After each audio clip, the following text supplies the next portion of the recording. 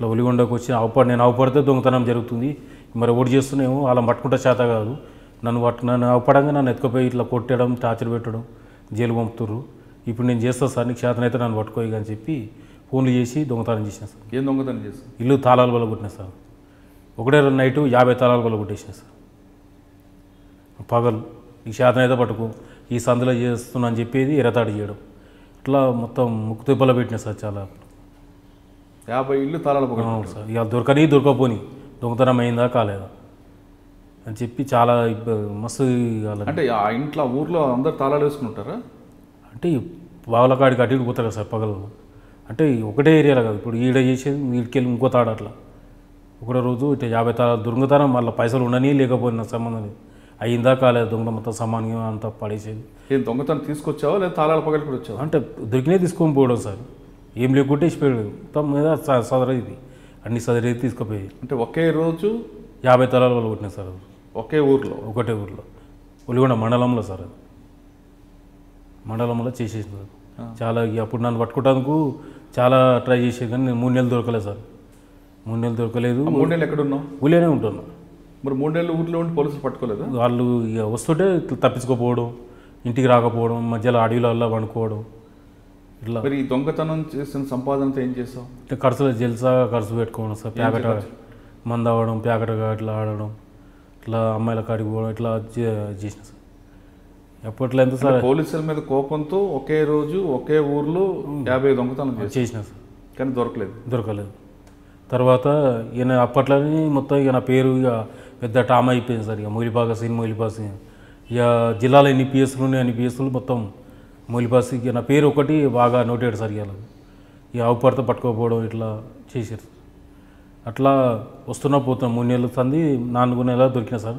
ఇప్పుడు బాగా టార్చర్ పెట్టారు.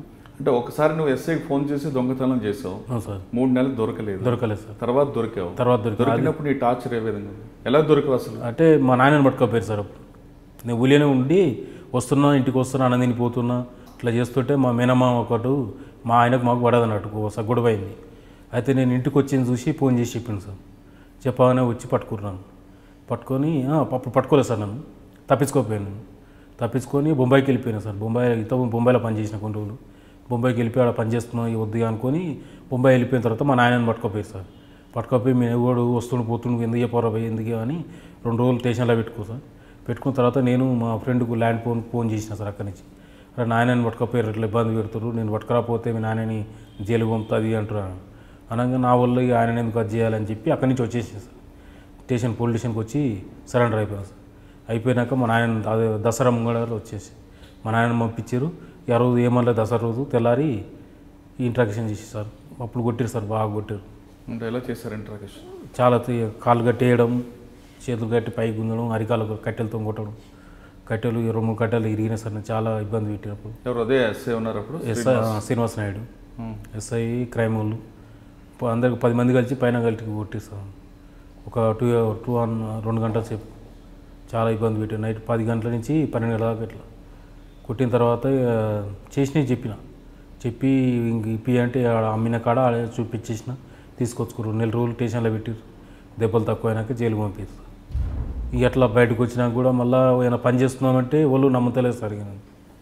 పని పెట్టుకుంటా ఫస్ట్ లోపల గట్టిన కేసాలు వస్తారు కదా సార్ మా ఊళ్ళకి. ఇట్లా పని చేస్తానా, ఏదైనా పని చేస్తా పని పెట్టా అంటే సరే పెట్టిస్తలే అది అంటాడు. బయటకు వచ్చినా కలిస్తే ఎవడు పక్క వాళ్ళు ఇట్లా ఆడేందుకు అది ఇది అని చెప్పి అనగానే ఆయన వద్దనడం. ఇక నన్ను నమ్మకపోయావు సార్.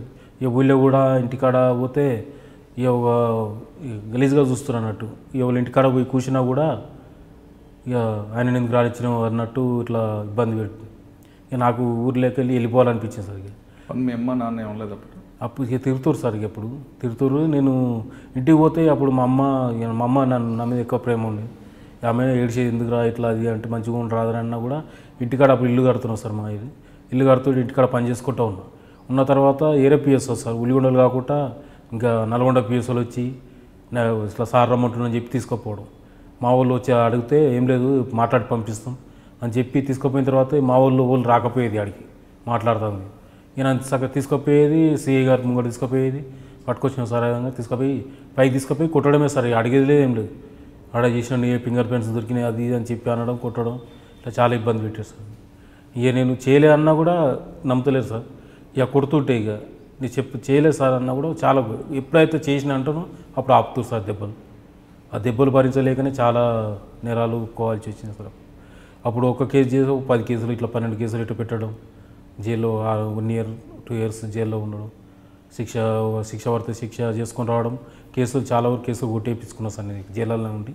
అట్లా బయటకు వచ్చినాక కూడా ఎప్పుడు చూసినా ఇదే సార్ ఇక నన్ను ఇబ్బంది పెడుతున్నారు బాగా. అయితే మొన్న టైంలో మన నల్గొండ జైలు నుంచి రిలీజ్ అయినాక అలా ఒక అమ్మాయి మర్డర్ కేసులో జైలుకి వచ్చింది సార్. ఆమె జైలుకి వస్తే ఆమె పాపం పోలేదు మహబూబ్నగర్. ఆమె ముంగనే నేను 2 సార్లు బయటకు వచ్చి 2 సార్లు జైలుకి పోయినా సార్. పోయిన తర్వాత పాపం పోలేరు కదా, మనం ఎన్నో పైసా ఖర్చు పెట్టినాయి కదా, ఇక ఒక పుణ్యమాన చేద్దాం అన్న ఉద్దేశంతో ఆమెకు బెయిల్ తీసిన సార్. ఆమెకు బెయిల్ ఇప్పించిన బయట నుండి. బెయిల్ ఇప్పించిన తర్వాత ఆమె అమ్మాయి ఉండి నాకు పోలేరు నీతో అన్నీ ఉంటుంది అని చెప్పింది సార్. అన్న తర్వాత సరేలే నేను ఉంటాన్నప్పుడు ఇక నేను క్రైమ్ ఏం చేయాలి, వద్దు ఏదైనా పని చేసుకొని బత్తా, ఎటో ఆటోనో ఏదో నడుపుకుంటా బత్తా అని చెప్పి బంద్ చేసుకొని అమ్మాయి నేను వచ్చి గట్కేస్తారు రూమ్ తీసుకొని అమ్మ చనిపోయిన తర్వాత ఇక నేను ఉద్దరపడు సార్. అంటే మీ అమ్మగారు ఎలా చనిపోయారు? హెల్త్ బాగాలేకు నా వల్లనే ఫిగర్ పెట్టుకొని హెల్త్ బాగాలేకుండా సార్. అప్పట్లో జైల్లో ఉన్నప్పుడు చనిపోయింది. అంటే నీకు మీ అమ్మ అంటే ఇష్టం అంటున్నావు, ఇష్టం. మరి అమ్మ ఆరోగ్యం బాగాలేని విషయం నీకు తెలిసిందా? తెలుసు సార్. నాకు తెలిసినాక కేసులు చాలా ఉన్నాయి సార్. 10-12 కేసులు పెట్టారు. బెయిల్ తీసుకున్న సోమతి కూడా లేకుండా సార్. అప్పుడు ఇక మా నాయనకి ఇట్లా బెయిల్ తీస్తాను కూడా పైసలు లేవని చెప్పి రాకపోయేది. చనిపోయినాక మేజిస్ట్రేట్ గారి తాడ పర్మిషన్ తీసుకొని సాగు తీసుకుపోతారు సార్. అట్లా కూడా జడ్జి గారు ఆ రోజు కొత్త ఆయన అంటే ఆయన నాకు దీని గురించి తెలియదు, ప్రాసెస్ తెలియదు అని చెప్పి పర్మిషన్ కూడా చేయలేదు సార్. మాకు పర్మిషన్ ఇవ్వకుండా అట్నే జైల్లోనే ఉండిపోయినా. మా అమ్మని కూడా ఆఖరి చూపు కూడా చూసుకోలేకపోయినా సార్. అమ్మ అంటే ఇష్టం అంటున్నావు, అమ్మ ఆఖరి చూపు చూడలేదు సార్. నీకోసం మీ అమ్మని ఎంతో కష్టపడింది, చాలా బాధపడి చాలా తిట్లు తిట్టింది నేను బాగుపడాలని. కానీ అటువంటి అమ్మ చనిపోయినప్పుడు జైల్లో ఉండి అసలు నువ్వేమనుకున్నావు? అసలు నాకు బతకాలని కూడా ఆశ లేకుండా సార్. ఆమె చూడలేక నేను మస్తు బాధపడ్డా, మస్తు ఏడ్చిన. అక్కడ ఉన్న సూపరింటెండెంట్ సార్ కూడా చాలా ట్రై చేసిండు. నువ్వు శిక్ష పడ్డ ముద్దాయి అయినా కూడా నేను పంపిద్దురా బాబు, నిన్ను రిమాండ్లో ఉన్నావు కాబట్టి కోర్టు పర్మిషన్ రావాలన్నా కూడా మా వాళ్ళకు కూడా ఫోన్ చేశారు సార్. మా వాళ్ళకు ఈ కోర్టులో ఎట్లా పర్మిషన్ తీసుకోవాలని కూడా మా నాయనకి ఇట్లా తెలియదు. అయితే ఏరాత నుండి నేను ఇప్పిస్తుంది అని చెప్పి ఆయన మోసం చేసిండు సార్.